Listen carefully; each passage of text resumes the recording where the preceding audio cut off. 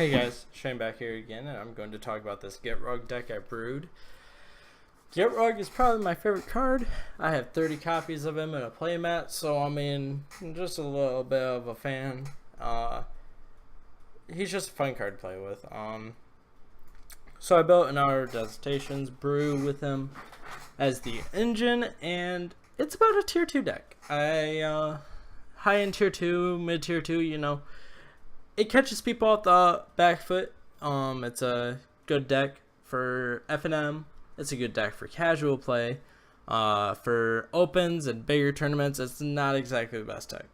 But it's a fun deck. And here, that's what we go for. So, I mean, yeah, let's go ahead and dive right on into it. Alrighty, so we're going to be running 26 lanes today. 4 Evolving Wilds to try to hit our basics, which are all 2-ofs. We're running Jund.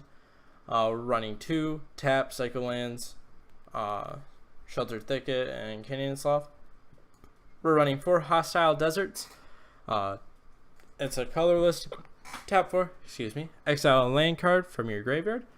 Hostile desert becomes a 3/4 elemental creature until end of turn. It's still land. And 4 of Aether Hub. This is a very good land lineup in my opinion. As you can see with Aether Hub, it's a little bit, we got 2 synergies going on here. We got energy and we got discards. So it's pretty fun to play around with, and I've enjoyed it with the experience I've had with it. So let's go ahead and dive into the 1-drops. The 1-drops are going to start off with Blossoming Defense at a 2 of. 1 green, target creature you control gets +2/+2 and hexproof. It's pretty cool. 4 of, attune with Aether, 1-drop, search your library for a basic land, reveal, put it in your hand, get 2 energy. Nice. And then Fatal Push, it's just good. You're always in this deck, you're gonna have revolt triggers pretty often, so you're gonna be able to take down the 4-drops pretty consistently. It's not a problem really. I'm running a tune with the Aether over Traverse because the energy blossoming, so then we can defend our creatures that can't defend themselves, like Raminap and Gitrog, and even Glory Bringer in some occasions, and occasionally the hollow one. So let's also go into our 2-drops.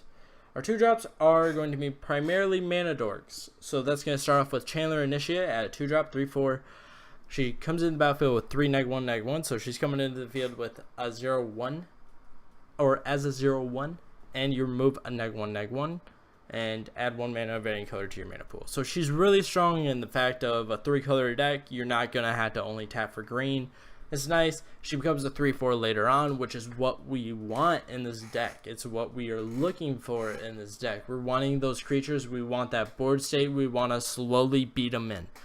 We're trying to just beat them down, and we're trying to just win the game with brute force, and she helps do that. Next up is Sermon the Conduit. She enters the battlefield with 2 energy. She's 2-drop, 2/2. Pay 1 mana, add 1 mana of any color to your mana pool. She's nice just for the mana tap. I'm running 3 of her. And then 4 of Harness Lightning. Just take down any big creature I'm really worried about. If we got enough energy and I get 3 energy off of it, it's a good time. It's a good time for everybody. You know what I'm saying? I'm not going to have to spend too much energy on anything. I'm not going to have to burn too much energy. It's just a good time. Next is Raminap Excavator, which is a 3-drop, 2/3. You may play land cards from your graveyard. Really excellent with Gitrog. There's the synergy I was talking about. You're just going to be able to abuse it, which is why I'm not running Drown Yard. I'm not really worried about it. I'm not really worried about getting my lands stabilized per se. I'm always going to be able to play 2 pretty comfortably. There's also a combo that I'll talk about in a few that you could totally abuse, and it's really fun. Next is Hazoret the Fervent. 4-drop, 5/4, Indestructible Haste. You're going to have no cards in hand for a good majority of the game. She's also a discard engine. 3 mana, discard a card. Hazoret deals 2 damage to target opponent, or each opponent. So it's really good in Commander too. Heads up. She's really fun. 5/4. With haste. You know, there's a good chance that you play her on turn 4 and you're not going to have any cards in hand. Or not very good chance, but when you're dropping her on turn 6 or 7, then you're probably not going to. And if she was out beforehand and you're just playing on curve, then you know what? Then you're going to have a good time. Because she's going to be able to just start swinging out pretty consistently, and you're just going to be able to keep your hand empty, and it's just easy. You're also going to be able to do quite a bit of burn damage if you abuse that ability good enough. Next is Splendid Wreck. Splendid Wreck is just a really fun card synergy-wise with Gitrog and Nissa with her ultimate. It's just a fun card in general. I'm so glad you can play it in Standard and have a viable place. I mean, you're dropping this about turn 7 or 8 when you got about 4 or 5, maybe even 6 lands in your graveyard, and you drop this, and now your mana pool is up to like 11, and you're like, yep, I can literally play anything I want. And you just kind of give them a snarl look, and you're like, hot, try me, and then they drop a Bantus, and you cry a little bit. But it's okay, because you got Blossoming to make sure your Gitrog stays up. Which actually doesn't matter. I don't know why I said that. That was wrong. But kill spells, if they murder your Gitrog, you can do that. Brain fire, I'm a little bit tired, sorry. Gitrog. 5-drop, 1 black, 1 green, 3 generic. A Death Toucher at 6/6. At the beginning of your upkeep, sacrifice the Gitrog monster. Unless you sacrifice a land, you may play an additional land on each one of your turns. Whenever one or more lands are put into the graveyard from anywhere, draw a card. Discard. Gitrog effect. Anywhere, you get to draw a card. Abuse that ability while you can. Gitrog is a lightning rod. He's going to be attracting a lot of attention. He's an engine. He's going to want to die. They're going to want him dead. They're not going to want to deal with him. Abuse him fast. Abuse him quick. Try to get a hit or two in with him. He's a 6/6 with Death Touch. They're not really going to want to block with him. It's good. It's good. Nissa Vital Force. 5-drop, 2 green, 3 generic, 5 loyalty, +1 untap target land you control until the next turn. It's a 5/5 elemental creature with haste. It's still land. Next 3, return target permanent from your graveyard to your hand. Really nice when they kill Gitrog. Really nice. Really nice when they kill Ramonette. Really nice. You're able to just bounce it right back to your hand, and you're going to play it again, and you're going to abuse their abilities again. It's really tough to deal with, and Nissa's going to become a lightning rod off of Gitrog or Ramonette, and they're going to be like, there's too much to deal with. That's the plan with this deck. We're going to want our opponents to feel overwhelmed. We're going to want to push them to that edge, and we're going to try to push the game as late as it possibly can go. The later the game, the better we win. The more chance we'll win, the longer the game goes on, just with this deck, though. Then there's Glorybringer, which is a 5-drop, 2 red, 3 generic, 4/4, flyer haste. You may exert Glorybringer as it attacks. When you do, it deals 4 damage to target non-dragon creature and opponent controls. It's going to be blowing up the board. It's just good. It's tough to deal with. It's a flyer, 4/4. I mean, and if they do try to kill it, then you just exert it. And good times. And I have Hollow One over here, even though it's a 5-drop. It's over in this area because we're going to try to make it a 3-drop. We're going to try to make it a 1-drop at some occasions. And that's going to actually happen. It happens pretty decent amount of the time, actually. It's not going to be on turn 1 or 2. But it is going to be a little bit later in the game when you're looking for another slot for your board. You know, it can happen pretty reasonably on turn 3. Or turn 4. Depending on the situation, you could cycle, blah, blah, blah, blah, blah. You know, it can happen. It's cool. More towards turn 5, actually, now that I'm thinking about it. So, yeah, it happens. Turn 5, for 3 mana, you drop in. Then you can also drop a Mandork or do a Harness Lightning or do something else on your turn. If you don't have your Gitrog, if you don't have your Nissa, if you don't have your Glorybringer, or you could just drop it for 1 mana a little bit later in the game. On turn 6 or 7, you're dropping a 4/4 for 1 mana, and you drop both of them. You're having a good time. You're getting a good laugh because they're going to be like, okay, now I had to deal with these 2 4/4s. Downside, it's a little bit slower, but it does a little bit of thickening the board, I think is a good way to word it. So, this is the deck that I've been messing around with. We can go ahead and do a little bit of a test hand to show off what it will do. And we're going to go ahead and draw 7 cards. We're starting off with 1, 2, 3, 4, 5 lands. That's pretty okay. We got a Mana Dork. This is a pretty comfortable hand for me to deal with. We'll start off and we'll go ahead and do it. We don't have a green source though, so actually we're going to mulligan. There we go. Now we're gonna draw one. There we go. Alright, slower hand. We're not playing anything turn 2 anyway.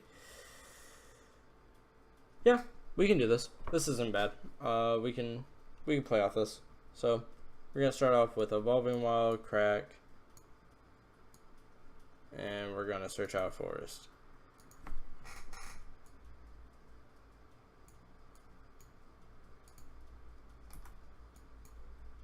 Pass. Now we're gonna tune with Aether, go up to 2 energy, find cards. We're gonna go ahead and find a red source to make sure that Glorybringer is online when that time does come.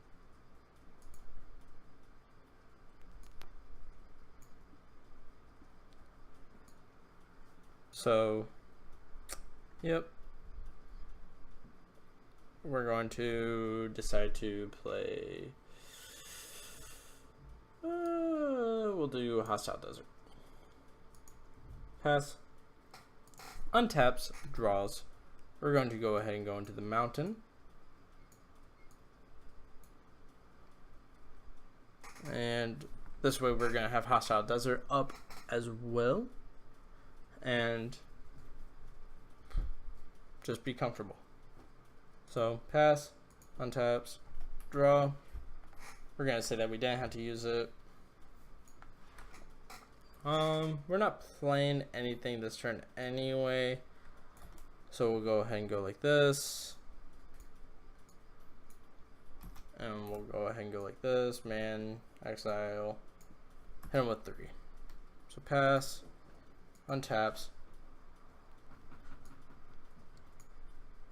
draw. It's a little bit slower than I liked it to be, but it got there. So now we're going to go ahead and drop a Nisa, and then we're going to +1 her. Oh yes. Well, maybe we will. I forgot to add the win, and we're gonna lose anyways. Whatever. Cause yeah, whatever. So she's a 6. We'll go ahead and tap this. It's a 5/5, but instead of using it as a 5/5, we're going to Fatal Push and take care of the board state that we are worried about. Otherwise, we would have just used this as a 5/5 blocker. So, pass, untaps, draw. Aether Hub, cool. Alrighty.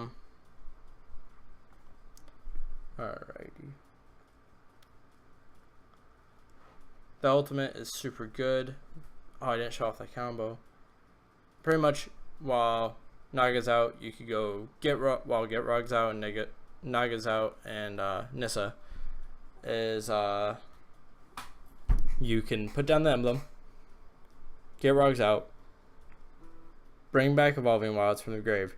Sack it. Bring a land out. Naga trigger. Bring the Evolving Wilds back. Play it. Tap. Whatever, and you got 4 land enters that turn, and you get to draw 4 cards off Nissa. You get to draw 2 cards off Gitrog because 2 lands hit, so you get to draw 6 cards off of 2 lands. So yeah, it's pretty cool. We're going to go ahead and play Aether Hub, then we're going to tap down to this.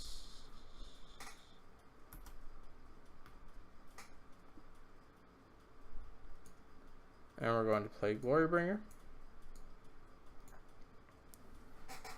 And we're going to +1 Nissa. And untap something just to have it become a big nasty. And now we're starting to get to that point where we're going to be trampling over stuff.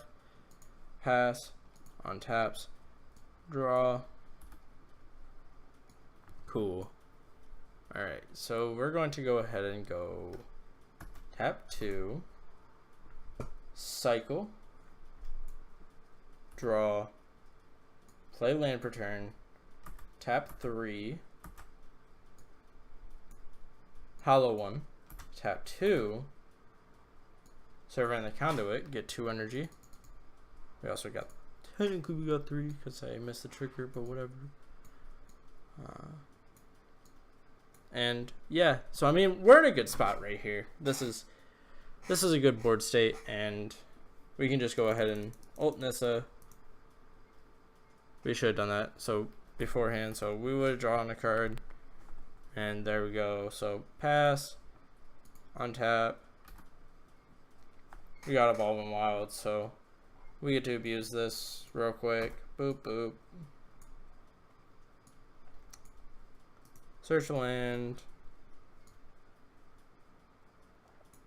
to a forest, so I don't have to pay with Hither Hoops. If I want another Nissa out, I get to draw 2 cards. Hazoret. So 1, 2, 3, 4. Hazoret. And then we're going to go ahead and go tap 2. Servant. Hazoret gets a swing on the turn she came out. So that's turn 8. And there you go. I mean, that's just a big board state that's tough to deal with, as I said, which is what we're going for. We've got our land drops, so. Oh, we get to do the little Raymond App Excavator real quick thing I was speaking of. So you may play land cards from your graveyard. Oh. So we just play this. Sack. Draw 2. Well, technically we draw 1, but whatever. And then we draw our second one here. That's okay. And then now we get to abuse the Hazoret ability a little bit. So now we're going to sack this land. And this is really good while Gitrog's out, as you would imagine.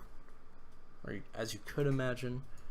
And now we just dealt 4 damage, and then we're going to be able to swing, and then we're going to be able to plus, and then we're going to be able to just have a good time. And yeah. As I said, it's not a tier 1 deck, it's just a fun deck to mess around with. So if you guys enjoyed the video, I'm going to go ahead and leave us a thumbs up, and I hope you guys have an amazing day. Alrighty, bye-bye.